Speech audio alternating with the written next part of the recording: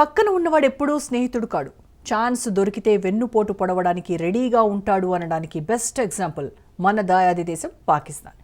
India పక్కనే ఉంటూ ఎప్పుడు ఛాన్స్ దొరుకుతుందా, ఎప్పుడు దాడి చేద్దామా అని గోతికాడ నక్కలా ఎదురు చూస్తుంది. గిల్లి గిచ్చి మరీ పంచాయతీ పెట్టుకుంటుంది. కానీ ఇప్పుడు అక్కడ హిందువులే షరీఫ్ సర్కారుకు చుక్కలు చూపిస్తున్నారు. వాళ్ల దెబ్బకు దిమ్మ తిరిగి బొమ్మ కనిపిస్తుంది సార్ గారికి. దీంతో ఏం చేయాలో అర్థం కాక ఆ దేవుణ్ణే తలుచుకునే పరిస్థితికి వచ్చారు. భక్తి, పురాణం, ఆధ్యాత్మికత, భావోద్వేగం, విజువల్ గ్రాండియర్ అన్నింటి కలబోతగా తెరకెక్కిన సినిమాతో వణికిపోతున్నారు అక్కడి అధికారులు. ఇంతకీ అది ఏ సినిమా, ఎక్కడ ప్రదర్శించారు? పాకిస్తాన్ కరాచీలో మహావతార్ నరసింహ సినిమా ప్రదర్శన. షరీఫ్ సర్కార్కు చుక్కలు చూపిస్తున్న తెలుగు సినిమా. భక్తి, పురాణం, ఆధ్యాత్మికత, భావోద్వేగం కలయిక సినిమా.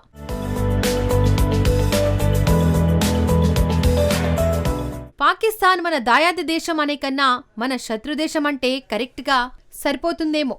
అలా ప్రవర్తిస్తూ ఉంటుంది పాక్.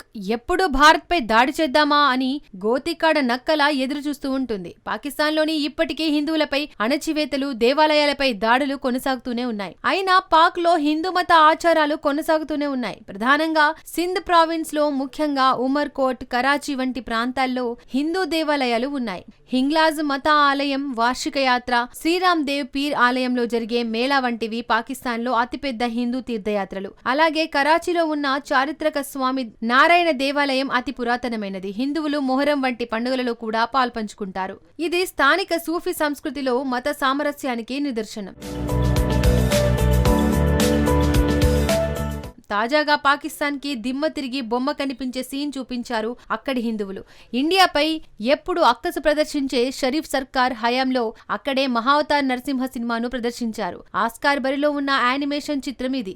కరాచీలోని చారిత్రక స్వామి శ్రీ నారాయణ స్వామి దేవాలయంలో ఈ చిత్రాన్ని ప్రదర్శించగా వందల సంఖ్యలో పాకిస్తానీ హిందువులు తరలివచ్చారు. వారంతా సినిమాను వీక్షించి భక్తి పారవశ్యంలో మునిగిపోయారు. పాకిస్తాన్ లో హిందూ సంస్కృతికి, భక్తికి ఇది నిదర్శనంగా నిలవగా దీనికి సంబంధించిన వీడియో వైరల్ అవుతోంది. ఈ వీడియోలు చూసిన పాకిస్తాన్ అధికారులు, పౌరులు తీవ్ర ఆశ్చర్యానికి గురవుతున్నారు. అది సినిమా ప్రభావమో లేక హిందువుల ఐక్యతో కానీ భారత్ పై దాడి చేయడానికి ప్లాన్ చేసిన వారందరికీ మాత్రం ఇదొక గుణపాఠంగా చెప్పుకోవచ్చు. భారత్ తో కయ్యానికి కాలు దువ్వితే ఇక పాకిస్తాన్ లో మ్యాప్ లో ఉండదు. అది కూడా హిందూ దేశంగా మారిపోతుంది అనడానికి ఇదో ఉదాహరణ. ఇకపోతే పాకిస్తాన్లోని కరాచీలో the famous temple Shri Swaminarayan మందిరం. ఇది పాకిస్తాన్ మొత్తంలో ఉన్న ఏకైక నరసింహస్వామి ఆలయం. ఇది 200 ఏళ్లకు పైబడిన పురాతన ఆలయం. ప్రాథమికంగా లక్ష్మీదేవతకు అంకితం చేయబడింది. కరాచీలో మిగిలి ఉన్న కొన్ని క్రియాశీల హిందూ దేవాలయాలలో ఒకటిగా నిలుస్తుంది.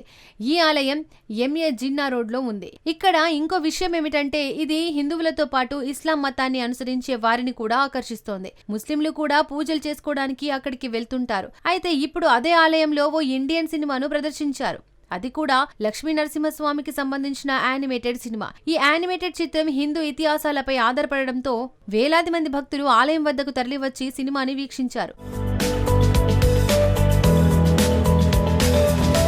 కాగా 1947లో బ్రిటిష్ ఇండియా విభజనకు ముందు ప్రస్తుత పాకిస్తాన్ ప్రాంతంలో హిందువులు 15 నుంచి 16% ఉండేవారు. కానీ విభజన తర్వాత లక్షలాది మంది హిందువులు భారత్ కు వలస వెళ్లిపోయారు. దీని కారణంగా హిందూ జనాభా చాలా తగ్గిపోయింది. పాకిస్తాన్ లో హిందువులు ఎక్కువగా సింధ్ ప్రాంతంలో నివసిస్తున్నారు. ముఖ్యంగా తార్ పార్కర్, మీర్పూర్ ఖాస్, ఉమర్ కోట్ జిల్లాలో పెద్ద సంఖ్యలో ఉన్నారు. తార్ పార్కర్స్ లో హిందువులు 50% మించి ఉన్నారు. ఇది పాకిస్తాన్ లో హిందువులు మెజారిటీగా ఉన్న ఏకైక జిల్లా. ఇక ఈ సినిమా విషయానికి వస్తే సైలెంట్ గా వచ్చి బాక్సాఫీస్ వద్ద సంచలనం సృష్టించింది ఈ చిత్రం. ఎలాంటి అంచనాలు లేకుండా విడుదలైన ఈ సినిమా 300 కోట్లకు పైగా వసూలు చేసి ప్రేక్షకుల దృష్టిని ఆకర్షించింది. ఈ సినిమాను దర్శకుడు అశ్విన్ కుమార్ సుమారు 30 కోట్ల బడ్జెట్ తో రూపొందించారు.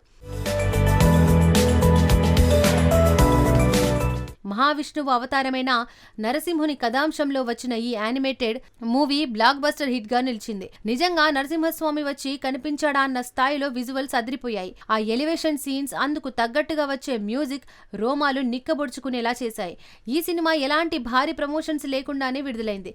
కేవలం మౌత్ టాక్ ద్వారానే దీనికి ప్రేక్షకుల నుంచి అద్భుతమైన స్పందన లభించింది. కథా కథనం, అద్భుతమైన గ్రాఫిక్స్, విఎఫ్ఎక్స్ ప్రేక్షకులను విపరీతంగా ఆకట్టుకున్నాయి. ముఖ్యంగా నరసింహస్వామి కథను ఎంతో శక్తివంతంగా భావోద్వేగంగా చూపించడం ప్రేక్షకులకు బాగా నచ్చింది. మరీ ముఖ్యంగా ఈ యానిమేషన్ చిత్రం కేవలం చిన్నపిల్లల కోసమే కాదు, పెద్దలు కూడా చూడవచ్చని నిరూపించింది. కాగా లేటెస్ట్ గా ఈ మూవీ మరో ఘనత సాధించింది. 98వ ఆస్కార్ అవార్డుల బరిలో నిలిచి ప్రపంచవ్యాప్తంగా గుర్తింపు సాధించింది. యానిమేషన్ కేటగిరీలో ఈ సినిమా ఆస్కార్ లో ఎంట్రీ సాధించినట్టు తెలుస్తోంది. ఈ విషయాన్ని అకాడమీ అధికారిక వెబ్సైట్ లో వెల్లడించింది.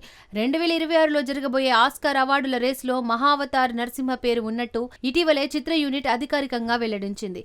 ఆస్కార్ అవార్డు కోసం యానిమేషన్ కేటగిరీలో మొత్తం 35 సినిమాలు పోటీ పడుతుండగా ఈ లిస్ట్ లో మహావతార నరసింహ కూడా ఉన్నట్టే అని మేకర్స్ తెలిపారు. ఈ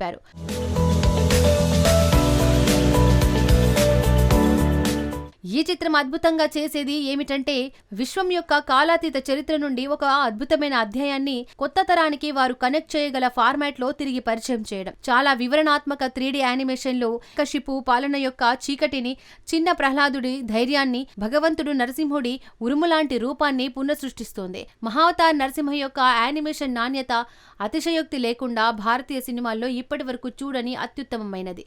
ప్రస్తుతం భారత్ పాకిస్తాన్ దేశాల మధ్య పచ్చగడ్డి వేసినా కూడా భగ్గుమనేలా పరిస్థితులు ఉన్నాయి. కానీ ఇలాంటి పరిస్థితుల్లో ఒక ఇండియన్ సినిమాకి పాకిస్తాన్ దేశంలో నిరాజనాలు పలకడం హాట్ టాపిక్ గా మారింది.